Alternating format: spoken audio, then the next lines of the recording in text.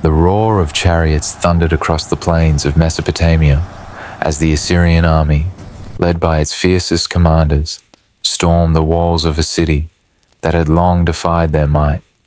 The ground trembled beneath the weight of their siege engines, while the air was thick with the sound of battle cries and the clash of iron. In the heart of this chaos stood Assyria's king, a figure of godlike power, as he watched the empire he had built rise to its peak. For centuries, Assyria had been the beating heart of Mesopotamian dominance, an empire of unparalleled military might, vast wealth, and divine authority. Yet, behind the glittering palaces and the expansion of borders, there lay a darker truth. The same ambition that fueled their rise would sow the seeds of their inevitable fall. This was the Assyrian Empire, an empire that would become both legend and cautionary tale, its name etched forever into the annals of history. Hey there, I'm glad you're here. In today's video, I will take you through the timeline of the story of the Assyrian Empire, from its humble beginnings along the Tigris River to its rise as one of the most powerful empires in the ancient world, and ultimately, its dramatic collapse. We'll explore the military conquests that expanded Assyria's borders, the cultural innovations that shaped the empire, and the internal struggles that led to its downfall. By the end, you'll understand not just the greatness of Assyria, but also the lessons that can be drawn from its fate. Now, I'd love to hear from you. Comment below where you're watching from and what time it is there. If you haven't subscribed yet, be sure to hit that button so you don't miss any of our future videos. And for those who haven't subscribed, kindly let us know why in the comments. We'd love to hear your thoughts. Long before the Assyrian Empire would rise to become one of the most formidable powers in the ancient world, its story began in the heart of Mesopotamia, a land often called the cradle of civilization. The Tigris River, winding its way through the region, was more than just a waterway. It was the lifeblood of early Assyrian settlements, offering both sustenance and strategic advantage. Around 3000 BC, as small agricultural villages began to emerge along its banks, the river would set the stage for what would eventually become a mighty empire. The Tigris, unlike the Euphrates, which was prone to more unpredictable floods, offered a steady and reliable source of water. Its annual floods left behind rich, fertile soil that nourished the land, allowing the early Assyrians to grow abundant crops. But the river's importance extended far beyond agriculture. It acted as a natural highway, connecting the northern and southern regions of Mesopotamia and facilitating trade that was essential to the region's economic vitality. By 2500 BC, Assyrian settlers began to benefit from this trade route, exchanging goods like textiles, grains, and metals, which gave rise to a merchant culture that would flourish for centuries to come. Assyria's location was strategically positioned at the intersection of major trade routes, serving as a bridge between the great cities of the south, like and Babylon, and the northern, Anatolian, and Iranian plateau regions. This geographic advantage wasn't just about the exchange of goods. It also meant that Assyria was poised to absorb cultural, technological, and military influences from both east and west. As merchants and envoys passed through, they brought new ideas, innovations in metallurgy, art, and even the earliest forms of writing. It was no coincidence that the Assyrians would eventually be at the forefront of the Mesopotamian world, becoming a melting pot of ideas from across the ancient Near East. While the river's fertile banks gave Assyria its economic base, it also offered the perfect setting for military expansion. Unlike the lush, fertile plains of Sumer to the south, Assyria's land was rugged, surrounded by harsh deserts and mountains to the north and west. These natural borders were not just defensive, they became a launching pad for Assyrian military campaigns. The natural geography forced the Assyrians to become master strategists, honing their military tactics and technologies. With a rugged landscape that forced armies to adapt, Assyrians perfected the art of siege warfare, building roads and forts, setting the stage for their later conquests. This military prowess would soon be combined with the growing wealth of Assyrian merchants, creating a society that could fund a standing army. By the time circa 1800 BC rolled around, Assyria had become a powerful regional force, no longer just an isolated settlement, but a kingdom poised to challenge its neighbors. It was here, in these early days, that Assyrian kings began to lay the groundwork for empire building, leveraging their geographical location and burgeoning military might. The Tigris River, which had been so essential for trade, would soon serve as the artery for a growing empire's military operations. The Assyrians, unlike their southern neighbors, the Sumerians and Babylonians, would harness this geographical advantage and turn it into a defining characteristic of their empire. The river, their fertile land, and their strategic position would enable them to expand beyond the limits of the Tigris and into the heart of the ancient world. They would not merely be traders, but conquerors, using their wealth and military innovations to extend their reach. In many ways, the Assyrians' location along the Tigris was a gift, one they would capitalize on by becoming one of the most feared empires the world would ever know. Long before Assyria's name would strike fear into the hearts of its enemies, its foundations were laid along the banks of the Tigris River, a lifeline that served both as a provider and protector for its early settlers.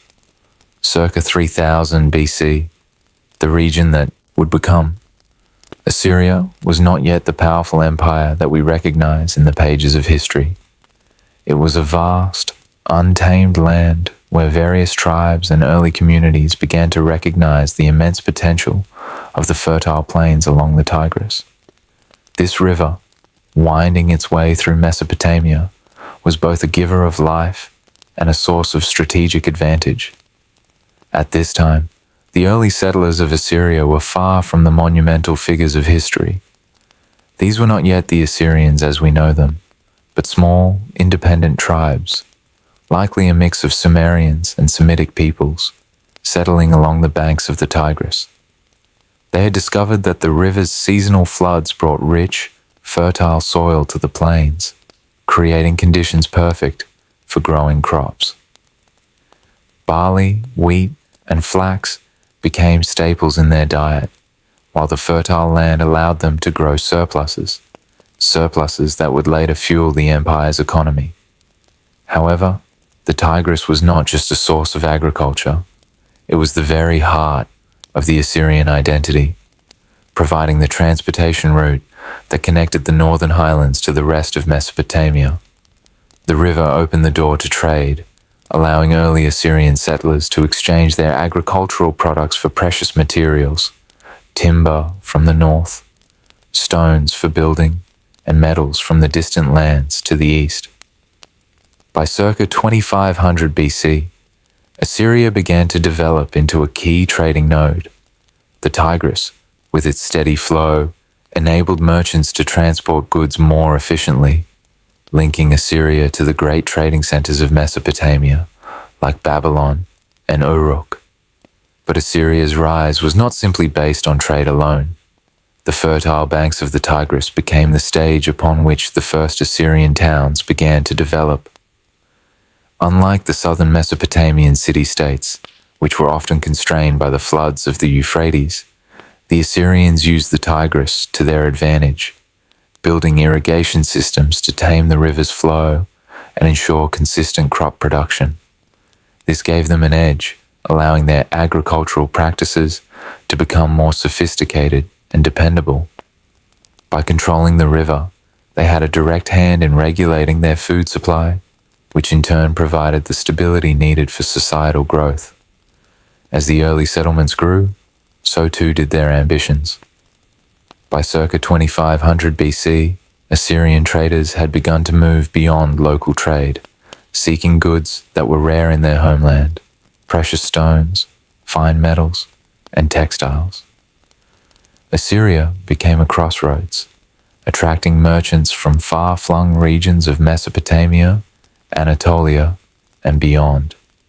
This economic growth was the foundation upon which future Assyrian kings would build their empire. The river itself became a symbol of Assyria's commercial power, moving goods downriver and opening new markets. But more than that, it was a route for ideas, culture, and technology to flow into Assyria from the surrounding regions. However, trade alone would not have been enough to secure Assyria's place in history. The river's geography also influenced the military tactics and territorial ambitions of the early Assyrian settlers. Surrounded by the rugged, mountainous regions of Anatolia to the north and the arid deserts to the west, Assyria's position allowed it to control key passages between Mesopotamia and the northern highlands. These natural boundaries acted as both shields and springboards for expansion. As Assyria's wealth grew, so too did its desire to expand its influence beyond its borders. The Assyrians learned to use their strategic location to their advantage, employing a series of forts and defensive structures along the riverbanks, preparing the way for future military conquests. By circa 2200 BC, the foundations were firmly in place for Assyria's rise.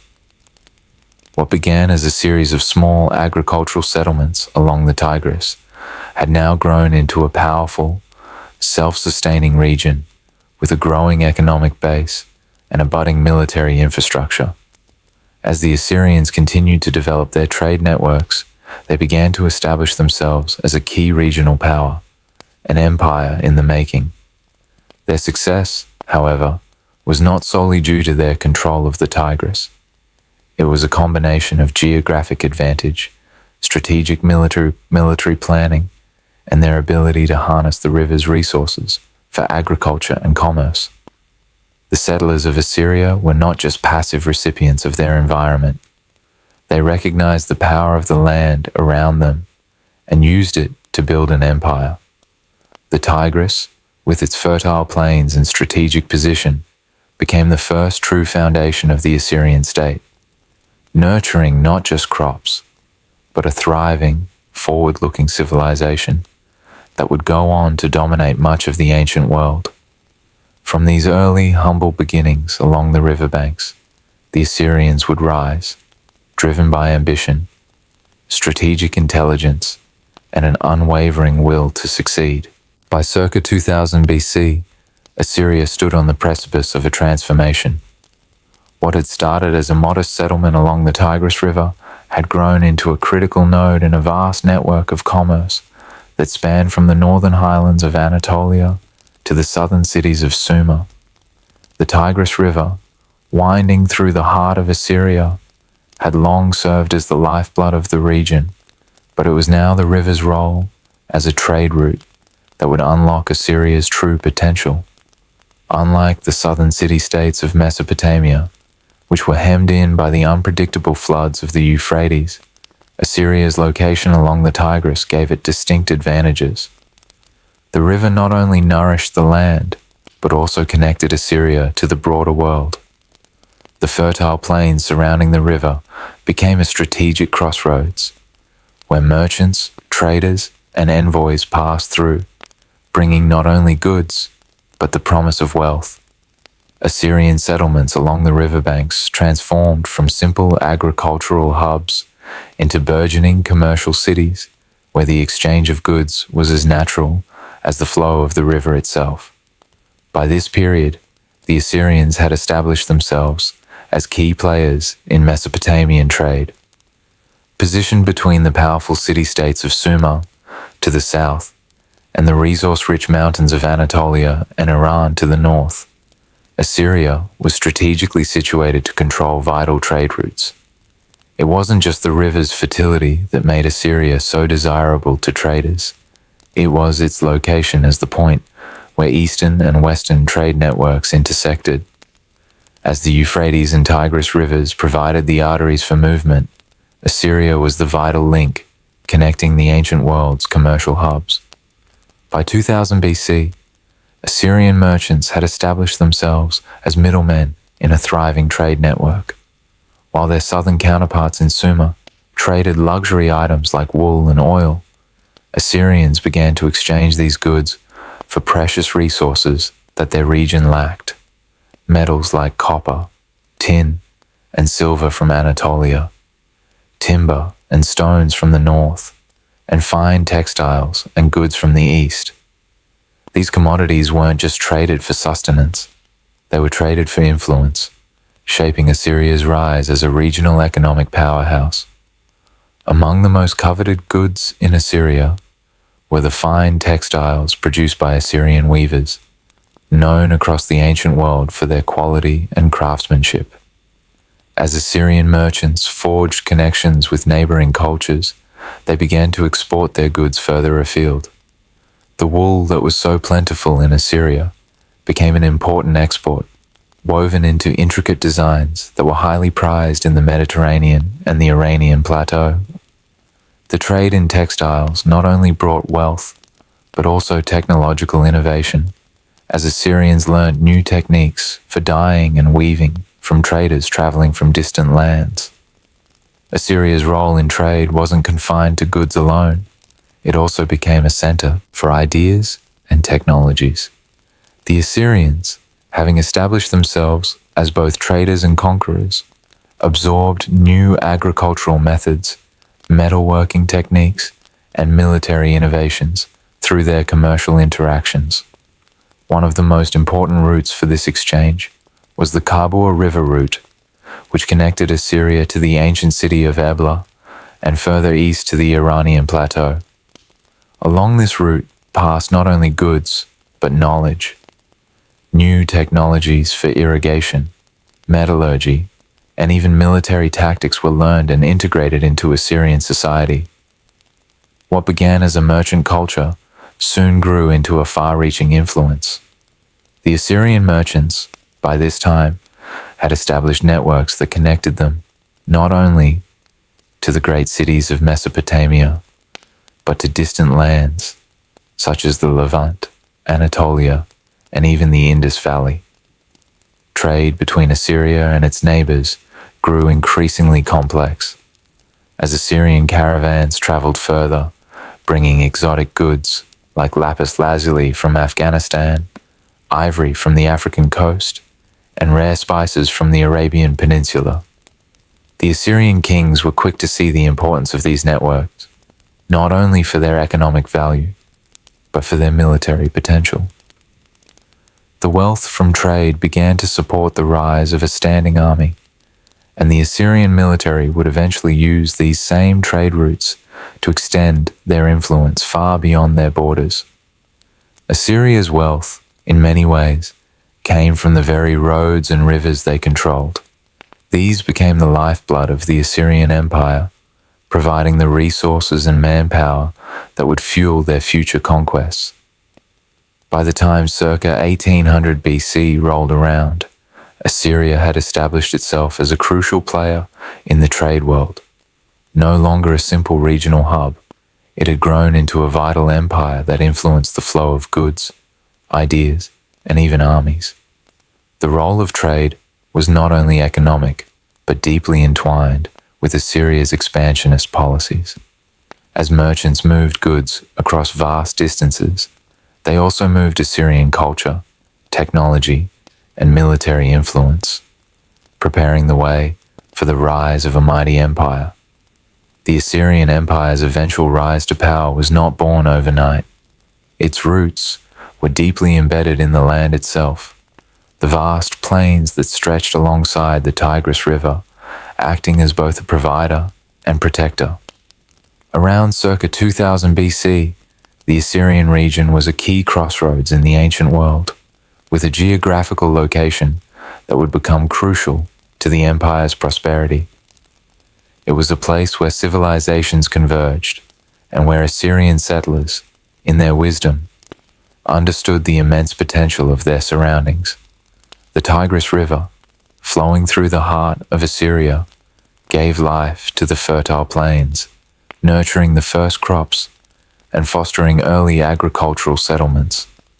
But more than that, the river also connected Assyria to a web of trade routes, ones that would bring not just goods, but people, ideas, and culture from the farthest reaches of Mesopotamia, Anatolia, and beyond.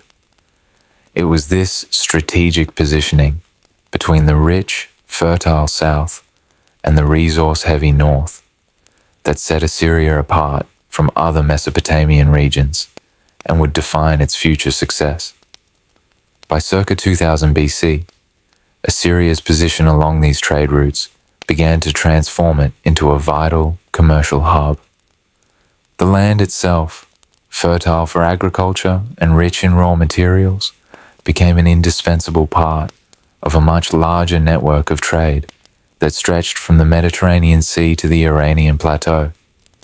The Assyrians, understanding the value of their geography, began to establish themselves not just as settlers but as traders, merchants moving goods across Mesopotamia and into the regions beyond. Assyria's location between the Mediterranean and the Iranian highlands created a dynamic that proved to be more than just a geographic advantage. It became a strategic military one as well. The Mediterranean region was home to powerful trade empires like Egypt, while the Iranian highlands offered untapped natural resources like timber and metals. Assyria sat directly between these two regions, and its control over the key trade routes allowed it to regulate the movement of goods, people, and even armies. To the west, Assyria traded with the mighty Egyptian civilization, while to the east, they absorbed resources that were critical to their survival.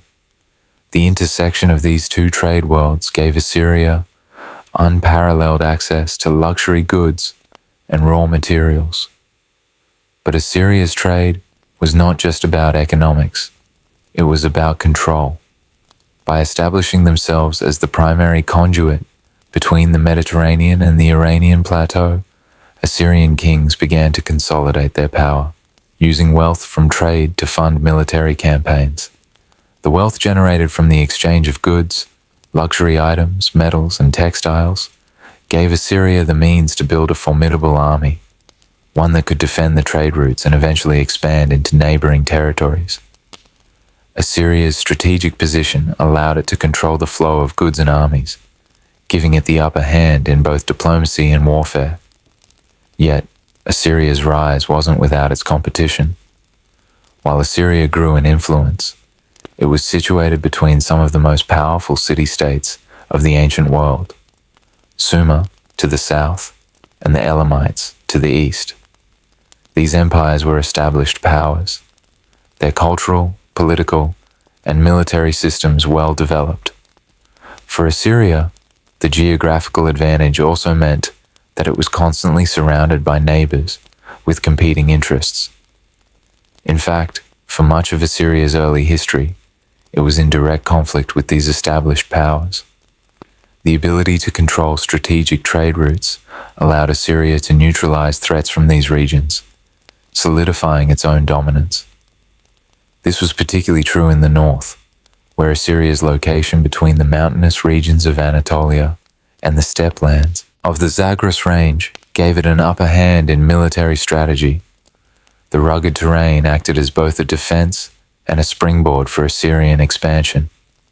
From these highlands, Assyrian forces could strike quickly, using their mastery of cavalry and siege tactics to take control of nearby regions. The strategic positioning of Assyria allowed its military leaders to execute swift campaigns and adapt to different warfare conditions, from the open plains of Mesopotamia to the more challenging terrains of the north. The early Assyrian kings were keenly aware of these advantages. By the reign of Shamsi Hadad, circa 1813 BC, Assyria was no longer just a trading post. It had become a regional power in its own right. Shamsi Hadad's military prowess was intertwined with the region's geographic benefits. His campaigns against surrounding states were bolstered not just by a strong army, but by Assyria's ability to control key trade routes and resources. His conquests were as much about securing trade routes as they were about extending Assyria's territorial reach. Assyria's rise to power, therefore, was not merely a result of military conquest or economic growth, but the combination of both, made possible by a strategic location that acted as a central point for commerce and military dominance. Over the centuries, Assyrian kings would continue to expand upon these advantages, pushing their borders outward to the edges of the known world. But it was the rivers, roads, and mountains that shaped their ascent. These natural borders and trade routes would fuel the Assyrian engine of empire, allowing it to dominate the ancient world for centuries to come. By circa 2000 BC, Assyria's rise was not merely the result of geographic advantage and military conquest. It was equally shaped by the deep, unwavering connection between the Assyrian people and their god, Ashur. The Assyrians did not view their king as simply a political leader or a military commander. To them, he was the earthly representative of Ashur, the god of war and cosmic order, chosen by divine will to guide the empire to greatness. This religious foundation would form the cornerstone of Assyrian identity, shaping their politics, culture, and military strategy for centuries to come. The story of Ashur and his central role in Assyria's power begins long before the empire's peak. Early Assyrian society, around 2000 BC, was deeply influenced by the Sumerian and Akkadian civilizations to the south, which already had established religious frameworks. However, Assyria's distinct geographic location in the northern part of Mesopotamia allowed it to form a unique religious identity. Ashur, the god of war and kingship, became the central figure of Assyrian worship, a symbol of divine power that justified both the ruler's political authority and military ambitions. Ashur's status as a god of war made him especially important for a people living in such a volatile, competitive region. While other Mesopotamian city-states worshipped gods associated with fertility, wisdom, and agriculture, Assyria's patron deity was a warrior god intimately linked to military conquest and imperial expansion. This divine association was not merely symbolic, it was essential to the legitimacy of the Assyrian kings. To rule Assyria was to be the chosen vessel of Ashur, empowered by the god to bring order to the world through military conquest. The king was viewed as the god's earthly counterpart, charged with executing Ashur's will and expanding Assyria's power. By the reign of Shamsi Hadad, circa 1813 BC, this divine kingship had become entrenched in Assyrian politics. The king's right to rule was not simply given by the people or by inheritance, it was granted by Ashur himself. To assert this divine authority, Assyrian kings built monumental temples dedicated to Ashur, the first being constructed around 1800 BC. These temples were not only religious centers, they were also political symbols, representing the divine mandate that the king held. These architectural wonders stood as tangible proof of Ashur's favor, reflecting the king's power and the divine right that justified his conquests. While the temples acted as powerful symbols of divine kingship, the role of the priesthood was equally critical in solidifying the king's authority. By circa 1800 BC, the priesthood had become a key political and social institution, working closely with the monarchy to ensure the king's rule was seen as divinely sanctioned. The priests performed rituals, offered sacrifices, and interpreted omens to ensure the king's actions were in line with Ashur's will. This close relationship between the king and the priesthood was fundamental to maintaining the belief that the Assyrian king was not simply a ruler of men, but a divine agent of the god Ashur. In Assyrian society, the intertwining of religion and politics was not a mere ceremonial aspect of life. It was the very foundation upon which the empire was built. Every military campaign, every territorial conquest was framed as an act of divine will. When Assyrian kings went to war, they did so with the full belief that they were carrying out Ashur's commands. Conquests were seen not as territorial acquisitions, but as religious missions, bringing divine justice and order to the lands they conquered. This belief was reflected in royal inscriptions and stelae, where the king's military victories were attributed to Ashur's favor and guidance. Shamsi Hadad, in particular, understood the power of religion in legitimizing his rule. His military success was directly tied to the perception that he was executing Ashur's will. During his reign, he expanded Assyria's territory significantly, but each conquest was framed as part of a divine mandate. As he marched to war, Shamsi Hadad made sure that his victories were framed not as personal triumphs, but as divine interventions, ensuring that the people saw his power as a manifestation of Ashur's will. The religious practices of Assyria evolved considerably over the centuries, especially as the empire grew in both size and influence.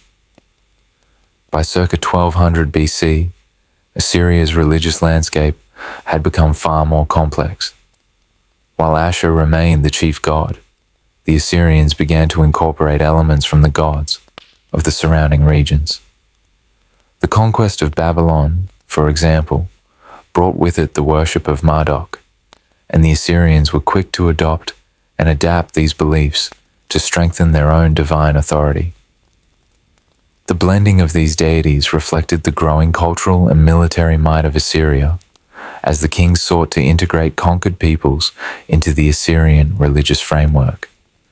This religious syncretism not only reflected Assyria's military conquests, but also the political sophistication of its rulers. By integrating the deities of the lands they conquered into their own pantheon, the Assyrians ensured that their empire remained stable, and that newly conquered peoples felt included in the Assyrian religious system. This helped maintain political unity across vast, diverse regions, allowing Assyria to govern effectively over a multitude of cultures and languages. As Assyria grew in power, so too did the scale of its religious practices. The monumental temples built during the reign of Shamsi Hadad were just the beginning. By circa 1200 BC, Assyria had constructed some of the most impressive temples and ziggurats in the ancient world, serving not only as places of worship, but as symbols of the centralization of power. These structures stood as reminders of Ashur's divine rule over Assyria and the empire's unshakable belief in its divine right to dominate the ancient world. In the end, the intertwining of religion and politics in Assyria was not simply a tool for kings to justify their rule. It was the very mechanism that allowed Assyria to expand, conquer, and endure. From the reign of Shamsi Hadad to the eventual zenith of the empire, the belief in divine kingship, embodied by Ashur, was the cornerstone of Assyria's success. The Assyrian king, chosen by Ashur, was not merely a ruler, but a divine instrument of fate, ensuring that Assyria would carve its name into the annals of history as one of the most powerful empires the world had ever known. By circa 2000 BC, Assyria was beginning to emerge from its early agricultural roots into a more complex political and economic system.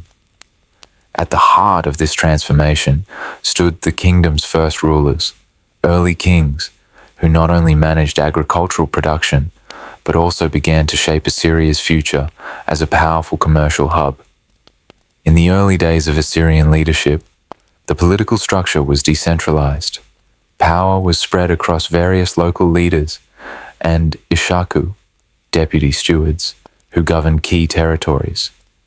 These early kings were not absolute monarchs. in the way later rulers like Tiglath-Pileser III or Ashurbanipal would be, but they were pivotal in laying the groundwork for Assyria's centralized rule. At this point, the kingship was tied closely to religious authority, as the king was viewed as the earthly representative of the god Ashur. But early kings didn't just rule through military might or divine right. They also ruled through practical governance. The role of the Ishaku was crucial in this regard. These stewards were key figures in the administration, acting as governors who helped manage the kingdom's various regions, especially those involved in trade. Their function was not only administrative, but also symbolic. They represented the king's divine authority in local regions, helping ensure that Assyria's military and political strategies were firmly rooted in religious belief. The stewardship system allowed for a flexibility of leadership that eventually gave way to a more centralized monarchy.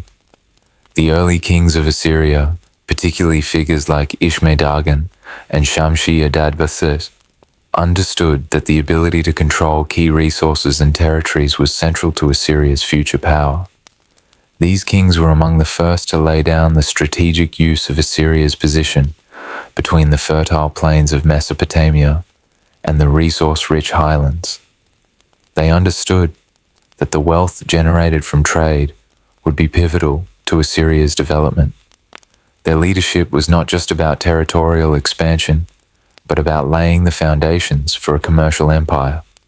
As Assyria's wealth grew, so did its influence, and the king's ability to manage trade and resources became central to their legitimacy. By circa 1800 BC, Assyria was emerging as a commercial hub in the ancient Near East, driven by its strategic location along critical trade routes. The Tigris River, flowing through Assyria's heartland, was the key to unlocking the region's economic potential.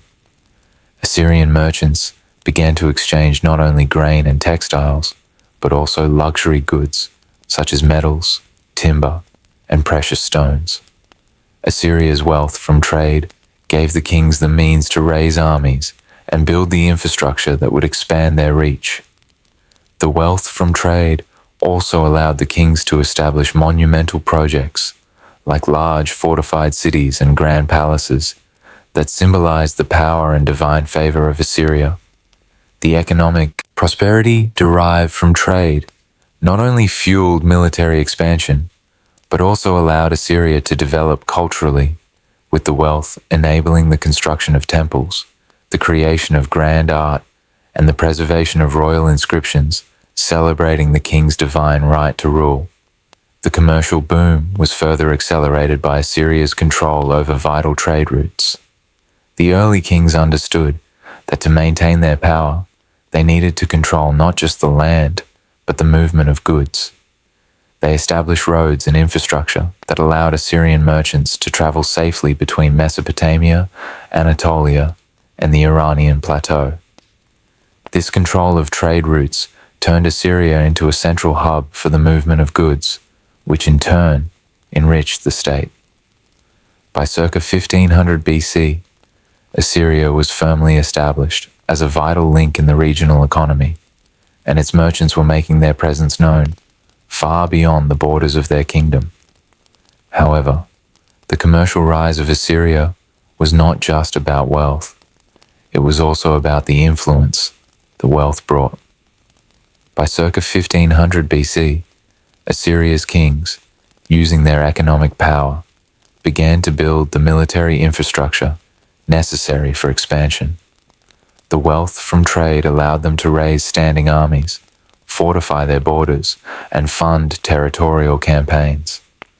The earliest significant military campaigns, those that marked Assyria's transition from a regional power to a territorial empire, were funded by the wealth gained from trade. These campaigns, beginning under kings like Shamsi Hadad, circa 1813 to 1781 BC, were not just about extending borders. They were about securing the trade routes that were vital to Assyrian prosperity. The rise in Assyrian wealth led directly to the construction of grand palaces, military fortifications, and temples. These monumental structures symbolized the power of the king and the divine favor he held. By controlling both the economic and military resources of Assyria, the kings ensured that their rule was both secure and deeply connected to the religious foundation of the state. The construction of fortifications and military structures, such as the massive walls and gates of Nineveh, helped protect the Assyrian economy and military strength, ensuring that Assyria's growth was not just a fleeting success, but the foundation of a lasting empire. In this early phase, Assyria's wealth did not just bring prosperity, it brought the confidence to expand. The ability to fund military campaigns and the rise of powerful military leaders allowed Assyria to move beyond its initial borders. This expansion, rooted in economic strength, laid the groundwork for the imperial ambitions that would follow. By circa 1500 BC, Assyria had established itself as both a commercial powerhouse and a military force, with a growing desire to extend its influence across the ancient world. This expansion, backed by both wealth and divine mandate, would soon lead to the creation of one of the most powerful empires the world had ever seen. The history of Assyria before Shamsi Hadad is often a tale of regional rivalries and scattered settlements, where power was decentralized and the kingdom's future uncertain. By circa 2000 BC, Assyria was growing, but it was still far from the mighty empire that would later stretch its influence across the ancient world. Early Assyrian kings ruled over a land that was rich in agricultural potential, but their control over the region was tenuous at best. The Ishaku, stewards who served as regional governors, wielded much of the power, administering different parts of Assyria and ensuring that the kingdom remained relatively stable. However, it was not until the reign of Shamsi Hadad, circa 1813 to 1781 BC, that Assyria began to take on its role as a formidable power in the ancient Near East. Shamsi Hadad's ascent to the throne marked a pivotal shift in Assyrian history. No longer would Assyria be content with merely controlling its territory through trade and regional governance. Under his reign, Assyria's future would be shaped by military conquest, and it was Shamsi Hadad who laid the foundations for Assyria's eventual rise as one of the most powerful military empires in the ancient world. This transformation, however, did not occur overnight. Shamsi Hadad's rule was built on a profound understanding of the strategic importance of Assyria's location between key regional powers such as Babylon and Mari to the west and the Iranian plateau to the east. Before Shamsi Hadad, Assyria had largely relied on its ability to control trade routes and maintain a stable internal governance system. But Shamsi Hadad recognized that Assyria's position required more than just political stability. It needed military strength to assert dominance over its rivals. In 1813 BC, he initiated military reforms that would lay the groundwork for the Assyrian military machine. Shamsi Hadad began by professionalizing the army, moving away from the tribal militias of Assyria's earlier days and creating a standing army composed of specialized units, including cavalry, archers, and siege engineers. This was a pivotal change. For the first time, Assyria had a disciplined, full-time military force that could respond to threats with precision and organization. Shamsi Hadad's military conquest began almost immediately, with his first major campaign targeting Mari, a powerful city-state located along the Euphrates River. Mari had long resisted Assyrian influence, but under Shamsi Hadad's leadership, the Assyrian army laid siege to the city. The conquest of Mari in 1813 BC was a decisive moment in Assyrian history. This victory gave Assyria control over a critical trade route and expanded its borders to the west. More importantly, it signaled that Assyria's ambitions were no longer limited to mere defense. They were now actively pursuing territorial expansion. Shamsi Hadad's tactics in battle were decisive in his success. He employed a combination of siege, warfare, including battering rams and siege towers, along with the newly organized cavalry, which allowed him to outmaneuver enemy forces and break through city defenses. Siege warfare was an area in which Assyria excelled, and Shamsi Hadad's innovations in this area would become a hallmark of Assyrian military strategy for centuries. His ability to conquer fortified cities would prove crucial as Assyria expanded its borders, particularly in the Euphrates region. One of the key aspects of Shamsi Hadad's military campaigns was his ability to strike swiftly and decisively. Shamsi Hadad's tactics often involved quick, overwhelming strikes that left his enemies with little opportunity to mount a proper defense. By maintaining control over key military sites along the trade routes, Shamsi Hadad was able to disrupt the supply lines of his enemies, isolating them from potential allies. This allowed Assyria to gain control over key regions and expand its influence rapidly.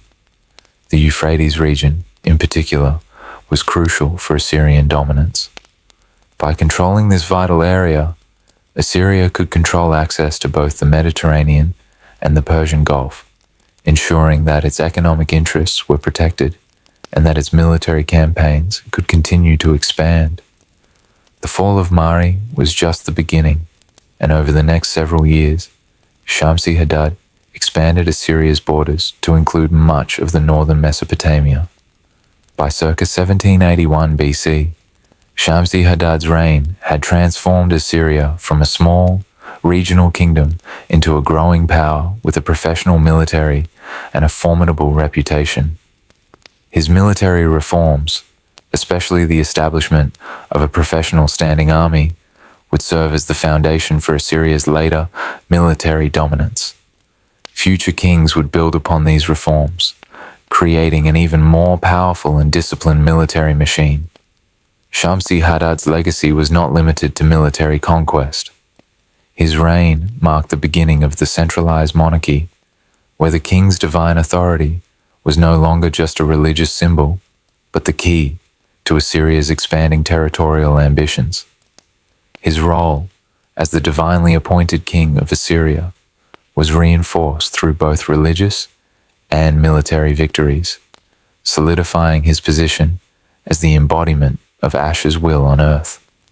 Shamsi Hadad's military successes paved the way for future Assyrian rulers. By securing key territories and establishing Assyria as a military power, Shamsi Hadad had set the stage for Assyrian expansion into a full-fledged empire. Future kings, such as Tiglath-Pileser III and Sargon the Sennu, would continue to build on the foundations Shamsi Hadad laid. His professional army became the model for the Assyrian military, which would go on to conquer vast territories from the Mediterranean to the Iranian plateau. Shamsi Hadad's legacy in shaping Assyria's geopolitical power cannot be overstated.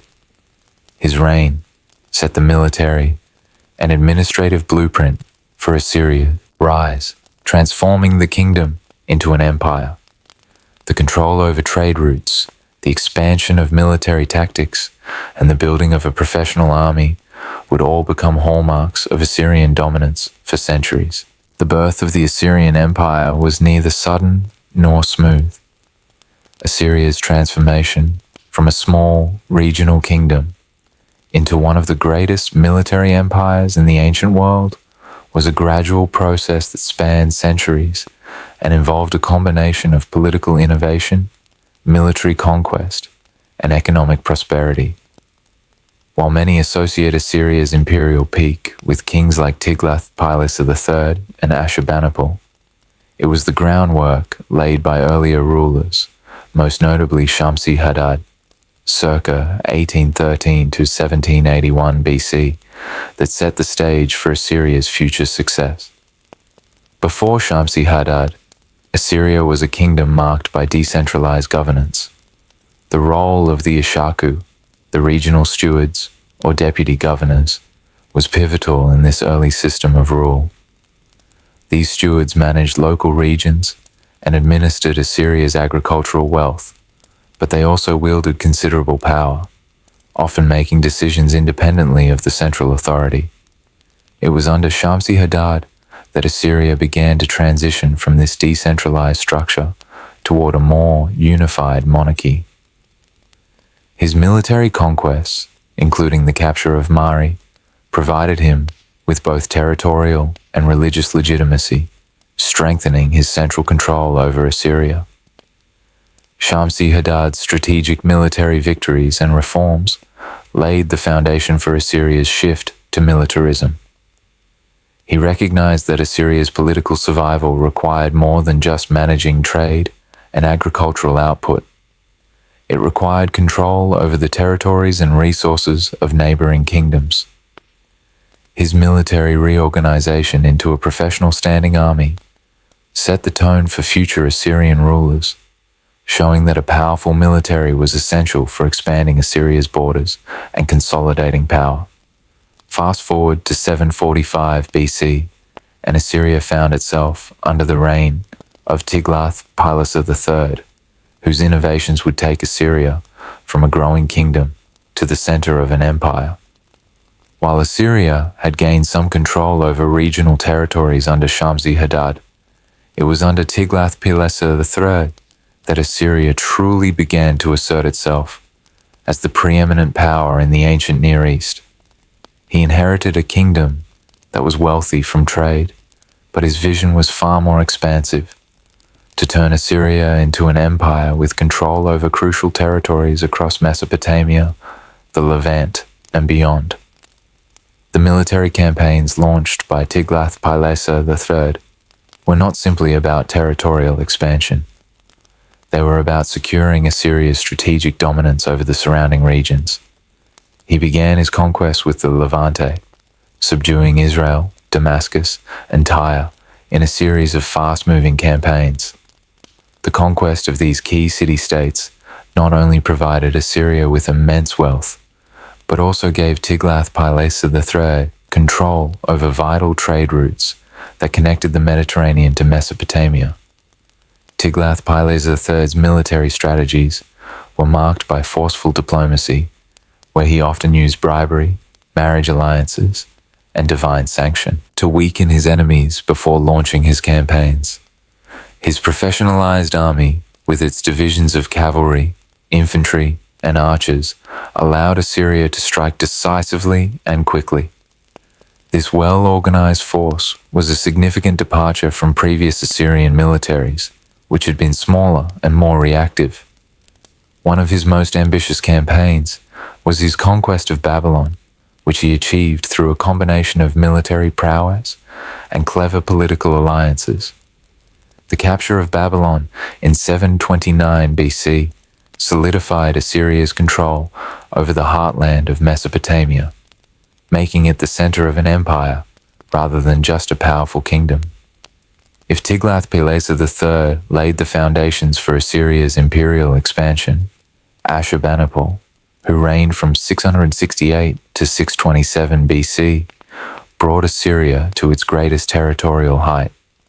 Ashurbanipal's reign saw Assyria's borders stretch from the Mediterranean to the Persian Gulf, with key conquests in the Levant and Egypt. His military campaigns, however, were not just about territorial acquisition. They were about securing Assyria's cultural and economic dominance over the ancient world. Ashurbanipal's most significant military achievements were his conquests of Egypt and the southward expansion into Arabia. In 667 BC, Ashurbanipal launched a campaign into Egypt, defeating the Egyptian pharaohs and bringing the region under Assyrian control. This marked the zenith of Assyrian influence over the Mediterranean world. The conquest of Egypt was particularly important for Assyria's trade routes, as Egypt controlled vital entry points to the Mediterranean and the Red Sea, both of which were essential for Assyrian trade. While Ashurbanipal's expansion into Egypt is often seen as his most notable achievement, his campaigns against the Elamites in the east and his subjugation of the Levant further solidified Assyria's military might and political dominance. Ashurbanipal's success in these regions was also aided by his ability to control vassal states, which were required to pay tribute to Assyria in exchange for protection. Both Tiglath-Pileser III and Ashurbanipal made decisive military decisions that would shape Assyria's political and military strategies for generations. Tiglath-Pileser III's use of forced deportations and marriage alliances allowed Assyria to weaken its enemies and prevent uprisings in conquered regions. By resettling populations, he ensured that Assyria's control over conquered lands was more stable. This tactic of population displacement would become a hallmark of Assyrian imperial rule. Ashurbanipal, in contrast, took a more cultural approach to consolidating Assyrian power. Not only did he defeat his enemies in battle, but he also absorbed their cultures into the Assyrian imperial system. The royal library of Nineveh, established during his reign, became a symbol of Assyria's intellectual dominance. Through this cultural conquest, Ashurbanipal ensured that Assyria's influence would extend beyond military might, touching the realms of art, literature, and scholarship. By the end of Ashurbanipal's reign, Assyria had reached its greatest territorial extent, but the seeds of decline had already been sown. The vast empire he had built would eventually become difficult to manage, especially given the internal pressures and revolts within its far-flung provinces. Yet, the military, political, and cultural systems established under Tiglath-Pileser III and Ashurbanipal continued to influence future empires, including those of Babylonia and Persia. The legacy of these two great kings was not merely one of military conquest. Their ability to integrate conquered territories through force and culture created a lasting framework that made Assyria one of the most formidable empires the ancient world had ever known. The centralized military system, intelligent use of diplomacy, and the strategic exploitation of trade routes all set the stage for the empire's future conquests and its cultural impact on the Near East. At the height of its power, Assyria was more than just a military juggernaut. It was an empire that balanced strategic conquest, political savvy, and cultural innovation. The reigns of Tiglath-Pileser III, 745 to 727 BC, and Ashurbanipal, 668 to 627 BC, mark the apex of Assyrian imperial expansion, when the empire reached its greatest territorial extent and most significant cultural influence. But what fueled their success? How did Assyria, under these two rulers, solidify its dominance over the ancient world? And how did their actions reverberate through the centuries? Assyria's path to greatness began long before Tiglath-Pileser III took the throne, but it was under his rule that Assyria's expansion became truly unstoppable. When Tiglath-Pileser III ascended the throne in 745 BC, Assyria had already gained some military prestige, but it lacked the cohesive, professional military structure required to sustain and expand an empire. Tiglath-Pileser III changed that. Recognizing that Assyria's survival depended on both military might and strategic alliances, Tiglath-Pileser III undertook an extensive military reform program. He centralized the army under royal command, creating a professional standing army with elite specialized units, cavalry, archers, and siege engineers that could operate in tandem across diverse terrains. This professional force allowed Assyria to wage campaigns on multiple fronts simultaneously, drastically improving its military capabilities. Tiglath-Pileser III's combined arms tactics became a hallmark of Assyrian military power. He was the first to integrate cavalry with traditional infantry units, creating a highly mobile force that could execute flanking maneuvers and siege warfare with devastating efficiency. His army was also trained to withstand the logistical challenges of long campaigns, allowing Assyria to extend its reach into the Levant and Anatolia without stretching its resources too thin. The king's military reforms and territorial conquests were not solely about expansion. They were about securing Assyria's strategic interests. In the Levant, Tiglath-Pileser III conquered Israel, Damascus, and Tyre, securing Assyria's dominance over vital trade routes and border regions. These conquests helped to consolidate Assyria's power, making it the center of a network that connected the Mediterranean to Mesopotamia and beyond. By conquering Babylon and enforcing Assyria's control over the city, Tiglath-Pileser III secured Assyria's position as the dominant force in Mesopotamia. His innovative military strategies, combined with his ability to make diplomatic alliances and impose tribute upon vassal states, ensured Assyria's long-term success.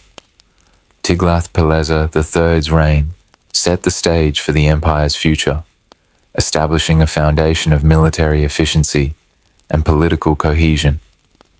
While Tiglath-Pileser III expanded Assyria's territory through military might, Ashurbanipal took the empire to new heights in both military conquest and cultural achievements. By the time Ashurbanipal assumed the throne in 668 BC, Assyria was already the preeminent power in the ancient world, but Ashurbanipal was determined to ensure that his rule would be immortalized in both history and culture. One of Ashurbanipal's most significant military achievements was his campaign in Egypt in 667 BC, where he defeated the Egyptian pharaohs and made Egypt a vassal state. This victory marked the first time that Assyria truly extended its reach to the eastern Mediterranean. Control over Egypt was vital for Assyria, not only for its resources, but also for securing the trade routes that connected the empire to the rest of the Mediterranean world. Ashurbanipal's control over Egypt solidified Assyria's position as the dominant power in the region. Ashurbanipal's military tactics continued the legacy of combined arms warfare, but his campaigns also focused on the cultural integration of conquered peoples. Rather than simply conquering and extracting tribute, Ashurbanipal sought to assimilate the cultures of the regions he conquered, especially in the Levant and Arabia. His use of intellectual diplomacy, including the Royal Library of Nineveh, helped integrate Assyria's intellectual and artistic achievements into the broader ancient world. The Royal Library of Nineveh, a monumental collection of over 30,000 cuneiform tablets, was Ashurbanipal's crowning achievement. The library preserved not only Assyrian religious and political texts, but also the knowledge of earlier civilizations, including the Sumerians, Akkadians, and Babylonians. By collecting these works, Ashurbanipal ensured that Assyria would be remembered not just for its military might, but for its scholarship and intellectual contributions. The military reforms of Tiglath-Pileser III had profound, lasting impacts on Assyria's ability to maintain its empire. The professional standing army he created served as the backbone of Assyrian military success throughout the empire's expansion. This reform made Assyria's army more efficient and capable of sustained campaigns, allowing Assyria to maintain its empire over vast, diverse territories. Tiglath-Pileser III's siege techniques and cavalry units became the standard for Assyrian military operations, and his ability to integrate conquered peoples through the use of forced deportations ensured that Assyria could control its territories without constant rebellion. These strategies became essential for governing an empire that stretched from the Persian Gulf to the Mediterranean. The military tactics introduced by Tiglath-Pileser III were not only vital in the expansion of Assyria, but also in its maintenance. His focus on building an army capable of waging war on multiple fronts helped Assyria fend off potential uprisings and keep its borders secure. This foundation of military discipline and efficiency was crucial for Assyria's continued dominance under subsequent rulers, including Sargon II and Esarhaddon. The reigns of Tiglath-Pileser III and Ashurbanipal set Assyria on a path toward unprecedented dominance. Their military conquests reshaped the ancient Near East, securing Assyria's control over vital regions like the Levant, Mesopotamia, Egypt, and Arabia. But their legacy was not merely military. These kings also shaped Assyria into a cultural powerhouse. Through Ashurbanipal's royal library and Tiglath-Pileser III's administrative reforms, Assyria became both a military and intellectual center of the ancient world. The influence of their reigns extended far beyond Assyria's borders. The military techniques, strategic reforms, and administrative policies that these kings developed would be adopted by future empires, influencing the political and military landscapes of civilizations in the Mediterranean, the Middle East, and even Asia. Assyria's vast empire and its legacy of intellectual achievement remain a testament to the leadership of Tiglath-Pileser III and Ashurbanipal, whose combined efforts elevated Assyria to the peak of its power. By circa 700 BC, Assyria was an empire at the peak of its military might, its innovations in warfare setting a new standard for power and control in the ancient world. Assyria's success was not just due to sheer force, it was the result of a series of technological advancements and military reforms that allowed the Assyrians to conquer vast territories, maintain control over their empire, and suppress rebellion in their newly acquired lands. These innovations, especially in iron weaponry, siege warfare, and cavalry tactics, not only gave Assyria an edge on the battlefield, but also reinforced its political and cultural dominance. The technological advancements that helped Assyria dominate its enemies were integrated into a broader strategy that included organizational reforms, strategic expansion, and socio-political management. While many civilizations in the ancient world were still relying on bronze for their weaponry, Assyria's early adoption of iron around 700 BC gave its military a distinct advantage. Iron weapons, such as swords, spears, daggers, and armor, were far stronger and more durable than bronze, making Assyrian soldiers more effective in combat and better equipped for prolonged campaigns. The development of iron weaponry transformed Assyria's army, allowing it to fight with greater endurance and force. But the technological advantage of iron was not just in the raw material, it was also in the organization of military production. Assyria created a state-controlled military-industrial complex where iron was smelted and forged into weapons on a large scale, ensuring that every soldier was well equipped. This allowed Assyria to field large, well-armed armies capable of sustained combat over long distances and difficult terrain. The introduction of iron weaponry revolutionized not only the tactics of Assyria's army, but also its logistical capabilities. With iron weapons, the army could maintain a higher standard of fighting efficiency, often overpowering enemies who had not yet adopted this technology. The shift to iron marked a key moment in Assyria's rise as a military power, enabling it to conquer well-defended cities and sustain prolonged sieges. An essential feature of Assyria's innovations in siege warfare were among its most crucial military achievements. As Assyria expanded its territories, it encountered well-fortified cities that required specialized techniques and tools to overcome.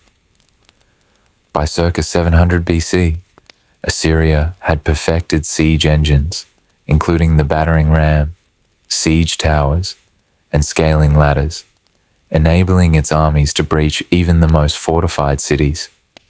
The battering ram was particularly effective, allowing Assyrian forces to break through thick city gates or walls.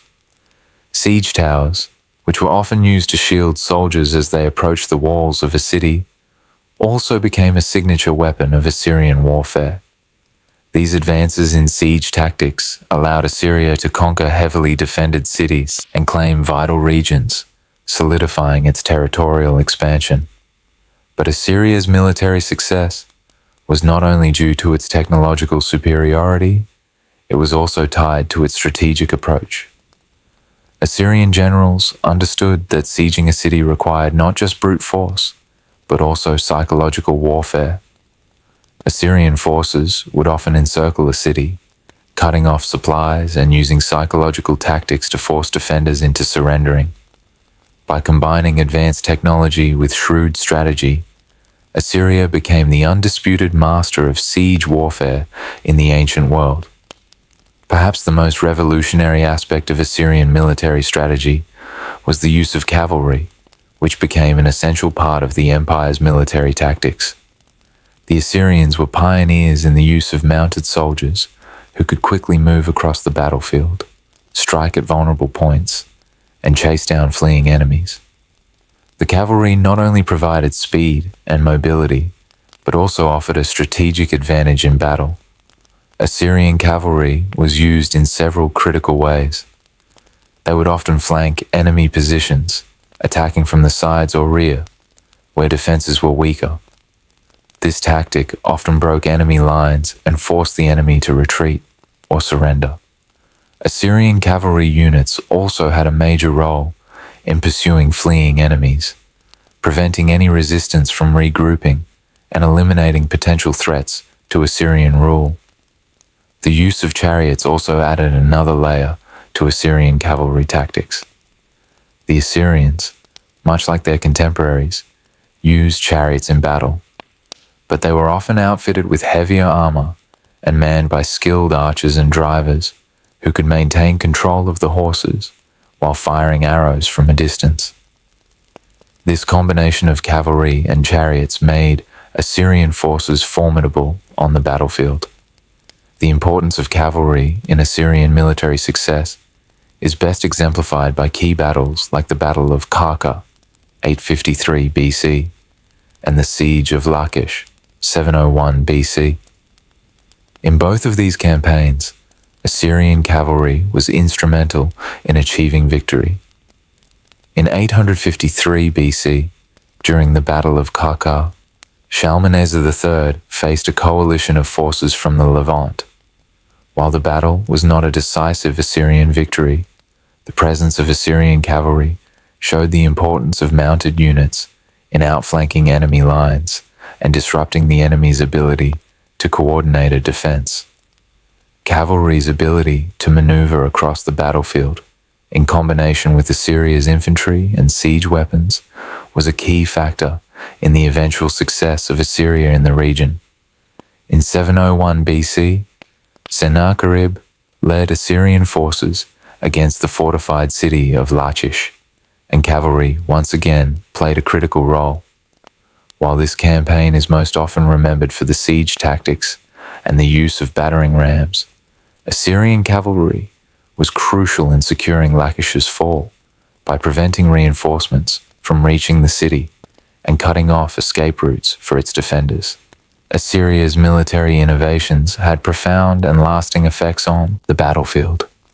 The adoption of iron weaponry, the development of siege engines, and the strategic use of cavalry made Assyria an empire that could conquer vast territories and sustain power over them for centuries.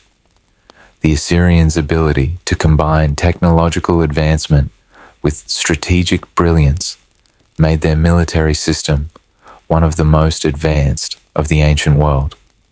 These innovations also influenced future empires. The Romans, for instance, would later adopt many of Assyria's siege techniques, as well as elements of their cavalry tactics.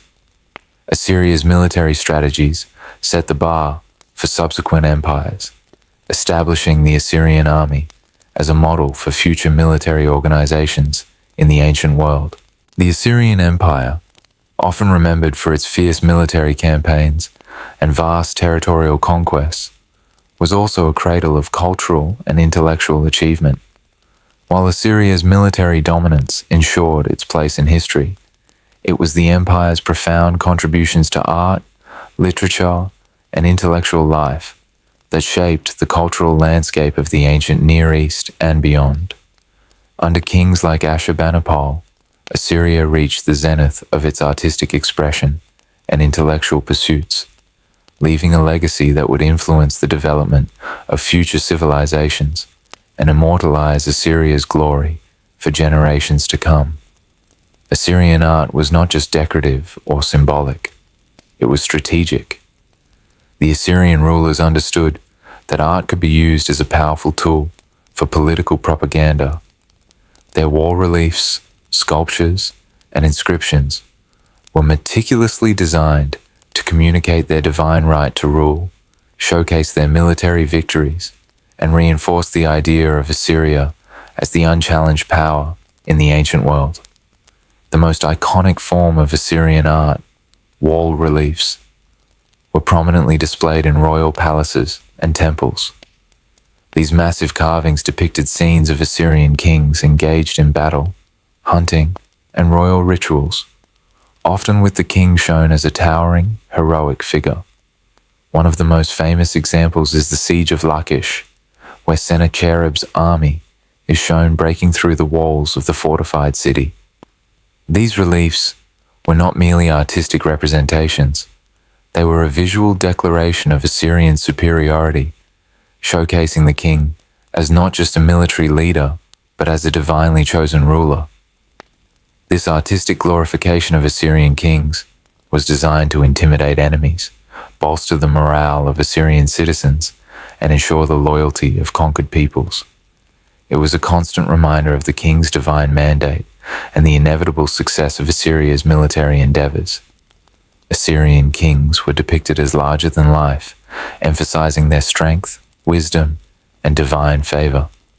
This made it clear that Assyria's might was not just earthly, but divinely ordained, and that resistance was futile. As Assyria's power grew, so too did the sophistication of its art.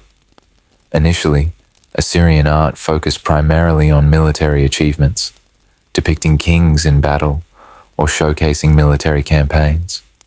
However, as the empire expanded and its rulers sought to legitimize their power and assert divine favor, Assyrian art began to reflect more nuanced themes, such as the king's relationship with the gods, the empire's prosperity, and the king's role in maintaining cosmic order. For instance, Ashurbanipal, a king who was not only a warrior, but also a patron of learning, introduced a shift in Assyrian art by emphasizing the divine and intellectual aspects of his reign. Reliefs from his time often depicted him in the act of reading and studying, reflecting his deep interest in the intellectual and cultural advancement of his empire. These artworks emphasized that Assyria's success was not only due to military strength, but also to the wisdom and divine insight of its ruler. One of the greatest intellectual achievements of the Assyrian Empire was the creation of the Royal Library of Ashurbanipal in Nineveh. Ashurbanipal's library, which housed over 30,000 cuneiform tablets, was one of the most comprehensive collections of written knowledge in the ancient world.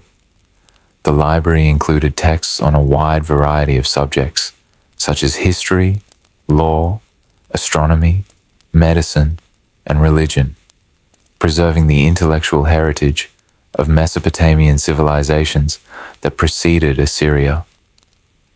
One of the most famous literary works preserved in Ashurbanipal's library was the Epic of Gilgamesh, one of the oldest known works of literature. This epic, which tells the story of the legendary king Gilgamesh and his quest for immortality, is a profound exploration of the human condition, filled with themes of friendship, death, and the quest for meaning. The preservation of such a significant literary work, at the heart of Assyria's intellectual tradition, speaks to the empire's deep respect for literature and culture. Ashurbanipal's library was more than just a repository of texts. It was a cultural center that reflected the Assyrian king's commitment to preserving and expanding the knowledge of previous civilizations. It was a symbol of his intellectual leadership and the cultural sophistication of the Assyrian Empire, showing that Assyria's dominance extended beyond the battlefield to the realms of knowledge and learning. Beyond preserving literature, Assyrian scholars also made significant contributions to science, law, and administration. The Assyrian legal system, based on earlier Sumerian and Akkadian laws, was highly advanced and included detailed codes covering everything from trade disputes to personal conduct. Assyrian kings, particularly Ashurbanipal, used their royal decrees and inscriptions to ensure the fair administration of law, solidifying the king's role as the divine arbiter of justice. In the field of science, Assyrian scholars were particularly advanced in astronomy. The Assyrians were among the first to create detailed star catalogues and observe the movement of the planets, laying the groundwork for later astronomical achievements by the Babylonians. These scientific advancements were crucial not only for Assyrian religious and agricultural practices, but also for their administrative systems, which relied on accurate measurements of time and the heavens. Assyrian scholars also made significant strides in administrative practices, particularly in the development of efficient bureaucratic systems. The use of cuneiform tablets to record transactions, taxes, and royal decrees became standard practice, ensuring that the empire could manage its vast resources and maintain control over its territories. The Assyrian system of centralized administration allowed it to govern a sprawling empire with a complex web of vassal states, tributaries, and territories. The cultural flourishing of Assyria, particularly under Ashurbanipal, had a profound and lasting influence on subsequent civilizations. The intellectual achievements of the Assyrian Empire, preserved in Ashurbanipal's library and embodied in Assyrian art and royal inscriptions, became a bridge between the Sumerians, Babylonians, and later empires such as the Persians and Greeks. The Assyrian model of centralized administration and the preservation of intellectual knowledge would influence future empires, shaping the development of law, government, and culture in the ancient world. Through its military might, intellectual achievements, and artistic expressions, Assyria left a cultural legacy that transcended its eventual fall. The Assyrian Empire may have crumbled, but its contributions to the fields of literature, art, and science ensured that its influence would be felt for generations, enriching the ancient world long after its military dominance had waned. At the peak of its power, the Assyrian Empire stood as one of the most formidable military forces the ancient world had ever seen. Its armies had conquered vast swaths of territory, its kings were revered as divinely ordained conquerors, and its capital, Nineveh, became a center of culture and learning. Yet, by 612 BC, Assyria would fall, not with a single battle or a sudden coup, but as a result of a slow unraveling of the very forces that had once sustained its dominance. The empire's decline was shaped by a confluence of internal strife, political inefficiencies, and external threats that gradually drained the once mighty empire of its power. The Assyrian Empire, at its height, was a well-oiled machine of centralized administration and military might. The king was not just a political leader, but the divine representative of Ashur, ensuring both the unity and control of the vast territories. However, by the time of Ashurbanipal's death in 627 BC, the empire had grown too large, and the centralized system began to show cracks. As Assyria expanded, the task of governing its vast territories, which stretched from the Mediterranean to the Persian Gulf, became increasingly difficult. The royal bureaucracy, once a well-functioning apparatus, became plagued by corruption, nepotism, and inefficiency. Regional governors, known as the Ishaku, who were once loyal stewards of Assyrian power, began to assert their independence, weakening the central authority. These governors, tasked with managing the day-to-day affairs of the empire, became increasingly autonomous and were less inclined to carry out the king's orders. As a result, local uprisings were often left unchecked, and the empire's unity began to disintegrate. This fragmentation of power set the stage for rebellion, as regional factions and subjugated peoples began to test Assyria's control. In an empire where royal authority had been absolute, the loss of centralized power was devastating. Without strong leadership from the top, Assyria's once unified empire began to splinter under pressure. The Assyrian army, which had once been its crown jewel, also began to show signs of decline. For decades, Assyria's military success had been built on the strength of its iron weaponry, siege engines, and professional cavalry units. But by the time of Ashurbanipal's death, the professional army that had been the backbone of Assyrian military might was no longer as effective or well coordinated. The military reforms introduced by earlier kings began to lose their impact as the army became overextended by the sheer size of the empire and the constant military demands. Internal dissent further weakened Assyria's military. As regions became more autonomous and less loyal to the central authority, many of the empire's military garrisons, which were originally stationed in conquered territories to maintain control, were left isolated and vulnerable to rebellion. These garrisons could no longer respond quickly to threats, and rebel factions in places like Babylon and the Levant were able to rise up against their Assyrian overlords, unopposed for much longer than before. Perhaps the most damaging internal issue was the widespread rebellions within Assyria's conquered territories.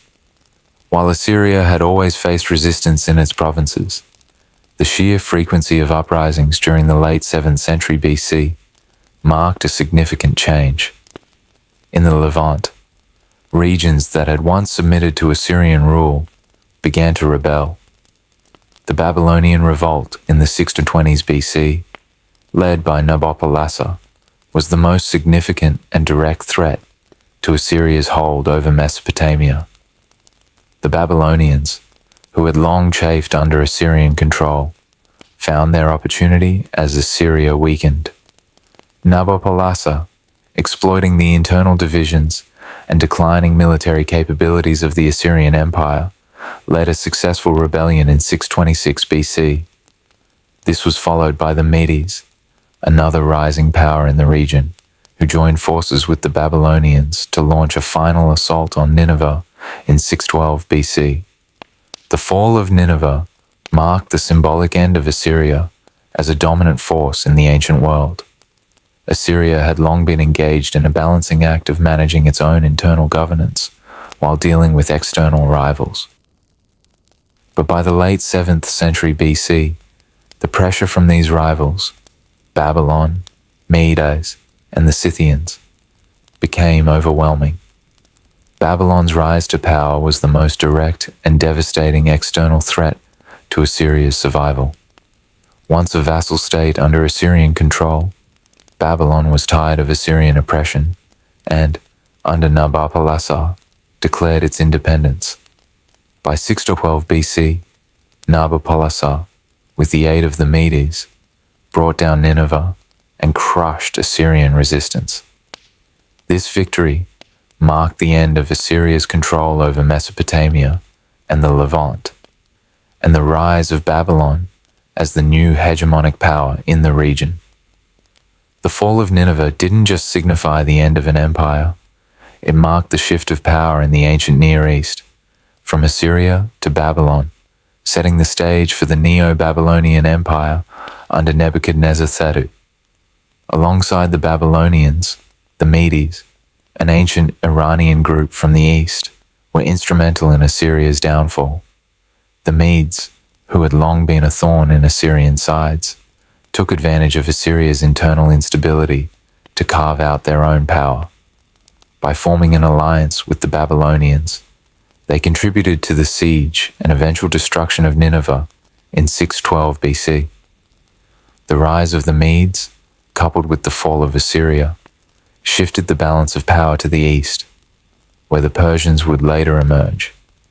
To add to Assyria's difficulties, the Scythians, a fierce nomadic people from the north, began to raid Assyria's borders, destabilizing its northern territories.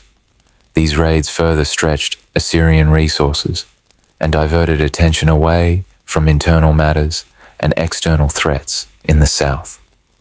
The Assyrian military, once feared for its mobility and precision, was now worn thin by a multitude of enemies on all fronts. The decline of Assyria was not caused by any one single factor. Rather, it was the result of internal strife, political fragmentation, bureaucratic inefficiency, and rebellions in conquered regions, coupled with external pressures from the rise of Babylon, the Medes, and other regional powers. Assyria had overstretched its resources and its military once the terror of the ancient world could no longer cope with the growing number of challenges it faced. When Nineveh fell in 612 BC, the Assyrian Empire collapsed under the weight of these accumulated stresses. The once great empire, which had spanned from the Mediterranean to the Persian Gulf, was reduced to a series of fragmented territories. The world had moved on, and Assyria, the great empire that had ruled with an iron fist, was no more.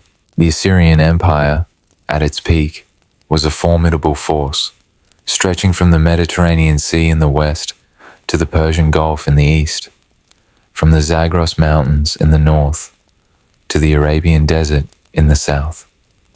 For centuries, Assyria's military might, iron weapons, and administrative sophistication held this vast territory together. But by the late 7th century BC, cracks began to show. The empire, once cohesive and powerful, began to unravel under a series of internal weaknesses and external pressures that eventually led to its destruction in 612 BC. At the heart of this collapse was the rise of Babylon and the resurgence of long-standing rivals like the Medes, Scythians, and remnants of the Mitanni, all of whom seized the opportunity to destabilize Assyria's grip on the region. Assyria's inability to manage these growing threats, compounded by internal turmoil, set the stage for the empire's fall.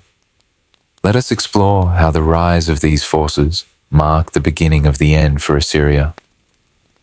For centuries, Babylon had been subjugated to Assyrian rule.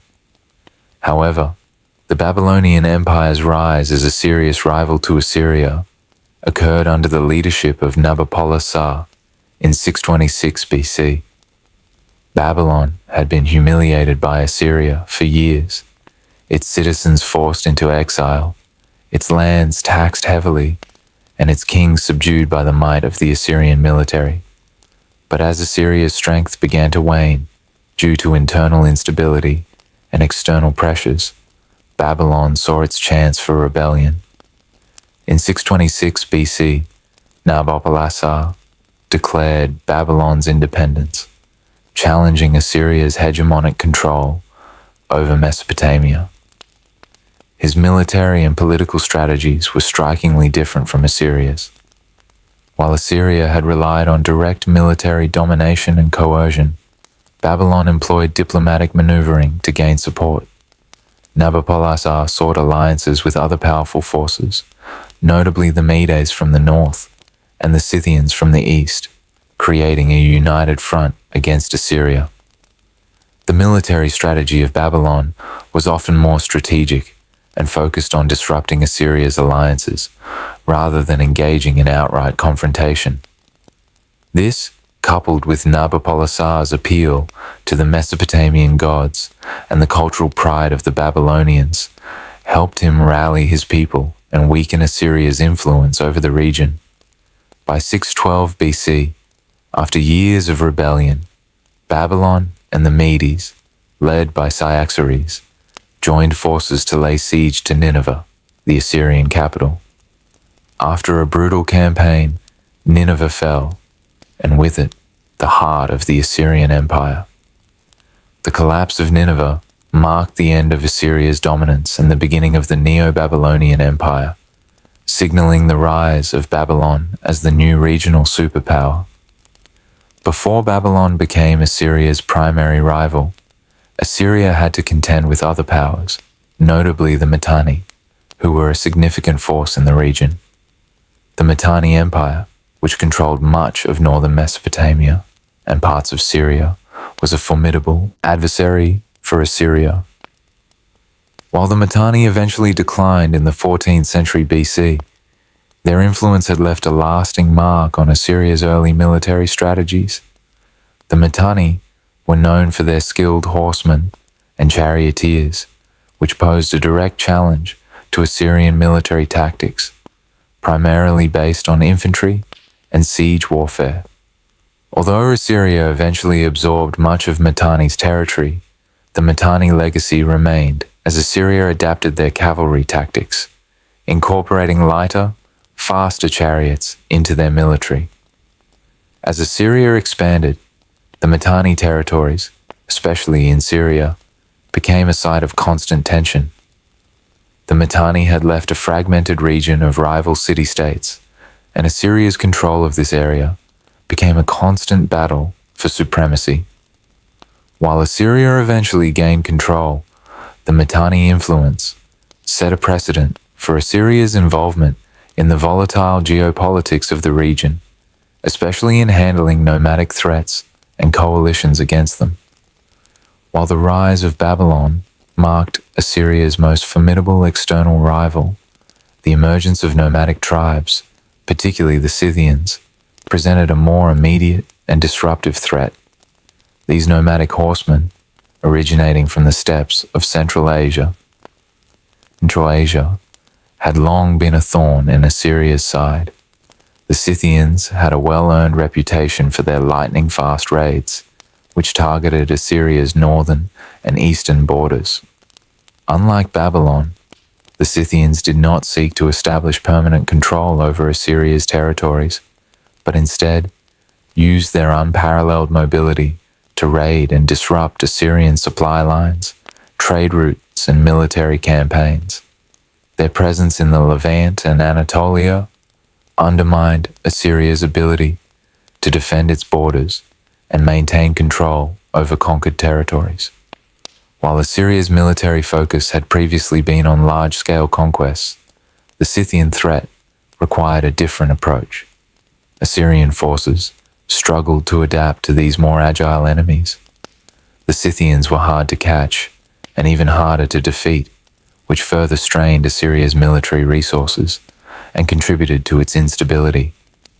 By the time Nineveh fell in 612 BC, Assyria's decline had been long in the making. Babylon's rise as a dominant power in the region, combined with the constant pressure from nomadic tribes like the Scythians, left Assyria overstretched. Internal strife, including rebellions and weakening royal authority, further hastened the empire's collapse. The once mighty Assyrian military was unable to handle these multiple challenges simultaneously. The fragmentation of power, exemplified by rebellious provinces, independent local rulers, and the breakdown of central authority, meant that Assyria could no longer command the resources or loyalty needed to preserve its empire. In the end, the convergence of Babylonian military might, the Medo-Scythian raids, and Assyria's own political and military mismanagement resulted in the collapse of one of the greatest empires the ancient world had ever known. Babylon, aided by the Medes, succeeded in bringing about the fall of Nineveh, marking the end of Assyria's reign and the beginning of Babylonian dominance in the ancient Near East. The Assyrian Empire, once the most powerful and feared military force in the ancient world, reached its inevitable collapse in 612 BC, when its capital city of Nineveh fell to a joint Medo-Babylonian alliance. The siege of Nineveh was not a sudden event, but the culmination of decades of political instability, military decline, and the rising power of external adversaries. It marked the definitive end of the Assyrian Empire and reshaped the geopolitical landscape of the ancient Near East. However, the fall of Nineveh was as much a product of Assyria's internal weaknesses as it was the military prowess of its enemies. Assyria's decline had been brewing for years before the final siege. By the time Ashurbanipal, the last great Assyrian king, died in 627 BC, the empire was already in a state of political turmoil. The death of such a powerful figure, without a clear successor, left Assyria vulnerable to internal divisions. The empire's vast territories, stretching from the Mediterranean to the Persian Gulf, were difficult to govern, and Assyria's centralized bureaucracy began to break down. The Ishaku, or regional governors, who had once been loyal stewards of Assyrian control, began to consolidate power in their respective regions, weakening the central authority. This growing decentralization of power meant that the Assyrian king's commands were less likely to be followed, and local leaders acted with increasing independence. In fact, by the time of Ashurbanipal's death, a number of provinces were already in open rebellion or had gained de facto independence, leaving Assyria unable to maintain its traditional military discipline and unity. The Assyrian military itself, once the epitome of discipline and technological innovation, also began to deteriorate. The professional army, which had relied on elite cavalry, iron weapons, and siege technology, was no longer as effective. With Assyria overstretched and its military resources increasingly drained by rebellion, it became evident that the empire could no longer sustain the type of expansive military campaigns that had characterized its earlier conquests. Assyria's military, once the envy of the ancient world, now struggled to defend its borders from a variety of growing threats. The decisive event came in 612 BC, when the combined forces of Babylon and the Medes launched a final assault on Nineveh. Nabopolassar, the king of Babylon, had long harbored ambitions to overthrow Assyria and reassert Babylonian dominance over Mesopotamia. To achieve this, he formed an unlikely but effective alliance with the Medes, a group from the north led by Cyaxares. Together, they sought to capitalize on Assyria's weakened state. The siege of Nineveh itself was a complex and grueling military operation. Nineveh, protected by formidable walls and surrounded by the Tigris River, was no easy target. But the Babylonian and Median forces were well coordinated, and their use of siege engines and battering rams gradually wore down Assyria's defenses. The Assyrian defenders, already demoralized and outnumbered, struggled to hold the city, and their efforts were further hampered by internal divisions and the loss of effective leadership. The fall of Nineveh was marked by intense destruction. The Babylonian and Median forces tore through the city's walls and rampaged through its streets. The royal palaces and temples were looted and set ablaze, and the once glorious city, which had been the capital of one of the greatest empires of the ancient world, was reduced to rubble. With the fall of Nineveh, the Assyrian Empire was effectively destroyed. The empire's heartland was lost, and the centralized structure that had once held it together collapsed entirely. The remnants of Assyrian power quickly dissolved as the Medes and Babylonians divided the spoils of war. Nabopolassar, the Babylonian king, took control of the southern regions, while the Medes expanded their influence over the north and east. The Assyrian capital, which had once been a beacon of imperial might, was now a shadow of its former self. As Assyria crumbled, other regions that had once been part of the empire began to break free. Former Assyrian provinces, such as Israel, Syria, and parts of Anatolia, seized the opportunity to assert their independence. While the fall of Nineveh marked the end of Assyrian imperial power, the cultural and intellectual legacy of Assyria did not vanish entirely. Many Assyrian elites who survived the fall fled to other regions, particularly Persia and Babylon, where they would continue to influence politics and culture for generations. The remnants of the Assyrian Empire did not disappear overnight. The Persians and Babylonians eventually came to dominate the region. but the Assyrian legacy continued to affect the political and cultural dynamics of the Near East. The Babylonian Empire, which emerged from the ashes of Assyria, would go on to become the next dominant power in the region. However, it was the Persians under Cyrus the Great who would eventually conquer both Babylon and what remained of Assyrian territory in the 6th century BC. In the years following the fall of Nineveh, the former Assyrian territories were absorbed into the expanding Neo-Babylonian and Median empires.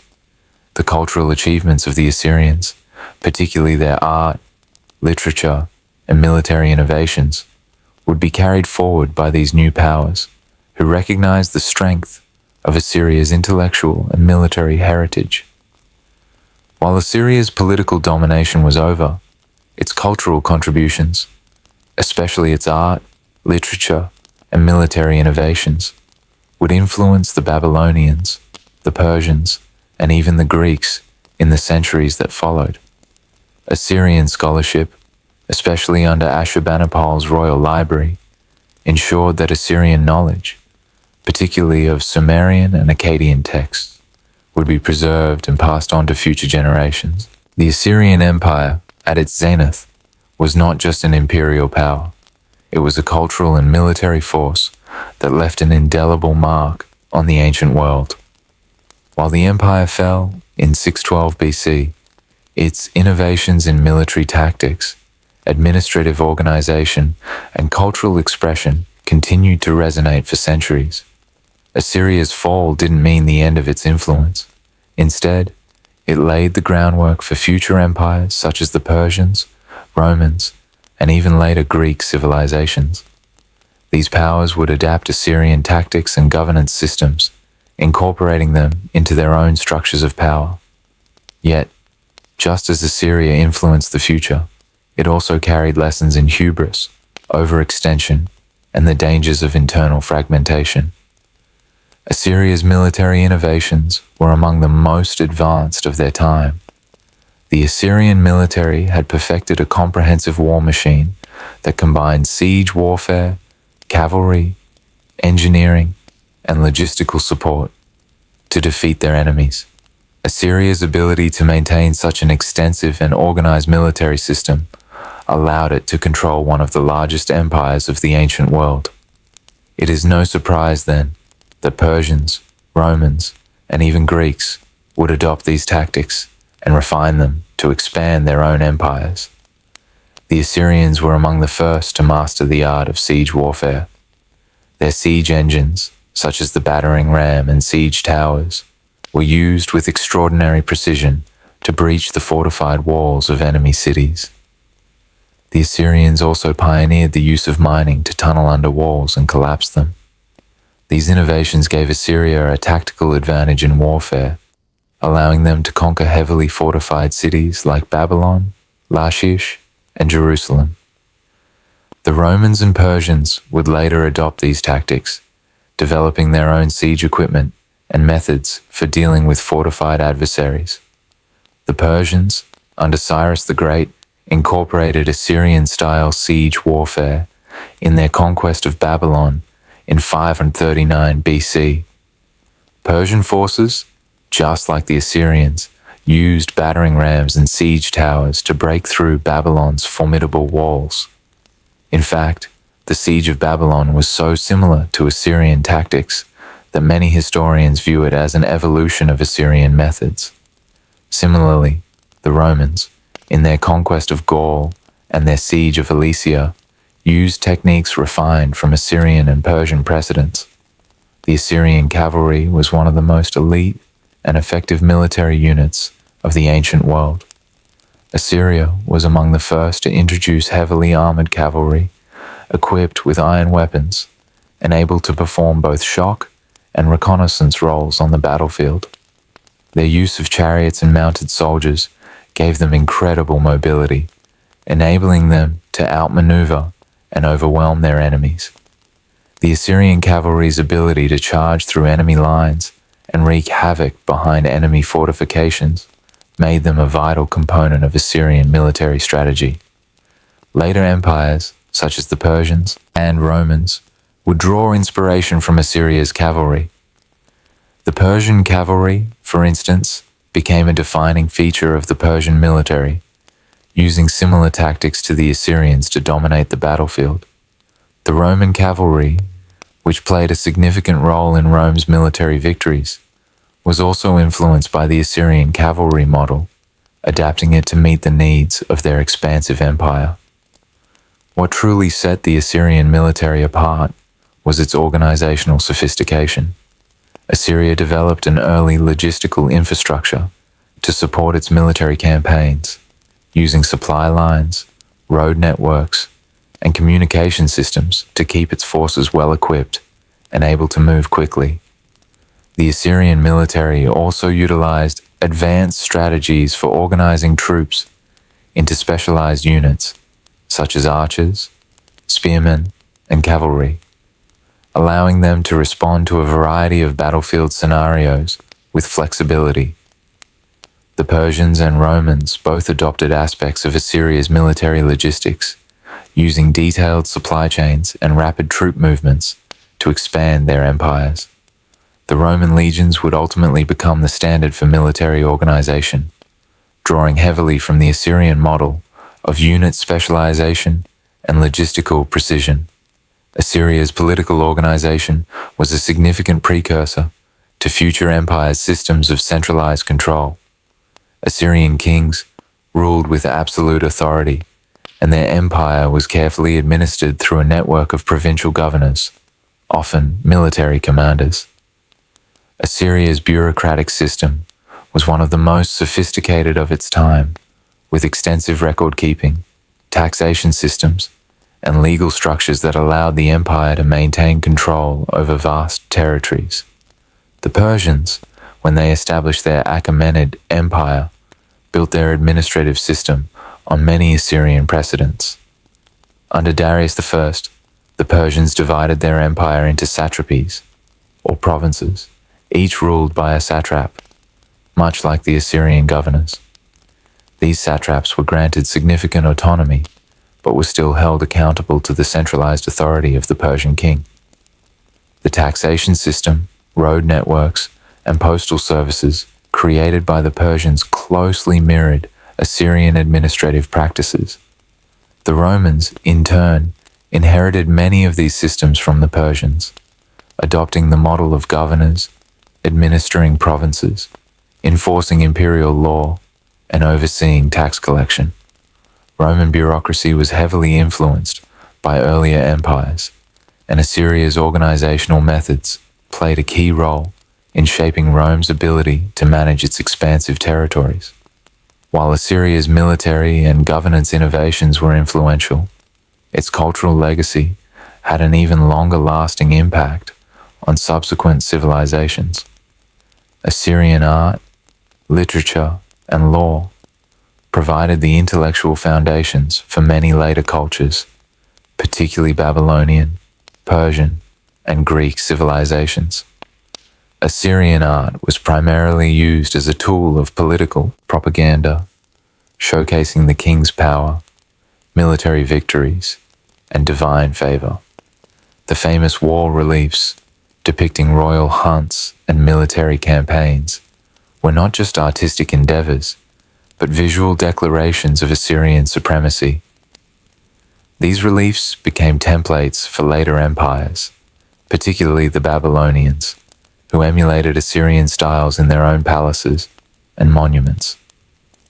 As Roman art evolved, the influence of Assyrian depictions of royal power and divine association can be seen in the way Roman emperors portrayed themselves as gods or demigods, emphasizing their martial prowess and divine right to rule. The Royal Library of Ashurbanipal was one of the most important intellectual achievements of the Assyrian Empire, preserving thousands of texts in cuneiform. Among the most famous works housed in the library was the Epic of Gilgamesh, which continues to influence literature and culture to this day. Babylonians and Greeks who followed preserved and transmitted Assyrian literary traditions, ensuring that the wisdom of Assyria survived long after the empire's fall. Assyria's legal codes were some of the most advanced of their time, and many elements were inherited by future civilizations. Assyrian laws were comprehensive, governing everything from trade and property rights to criminal justice. These laws were inscribed on stone tablets and displayed in public, emphasizing the transparency and accountability of the Assyrian system. The Babylonian Code of Hammurabi was influenced by Assyrian legal codes, and the Persians and Romans would later build upon these traditions, developing complex legal systems that would serve as models for future empires. Assyria's military innovations, administrative systems, and cultural contributions left an indelible mark on the ancient world. Persians, Romans, and later civilizations learned valuable lessons from Assyria's successes and failures. Assyria's military strategies, bureaucratic efficiency, and cultural contributions continued to shape the way subsequent empires structured their power, fought their wars, and governed their people. Though Assyria itself was destroyed, its legacy endured, influencing the course of history long after the empire's fall.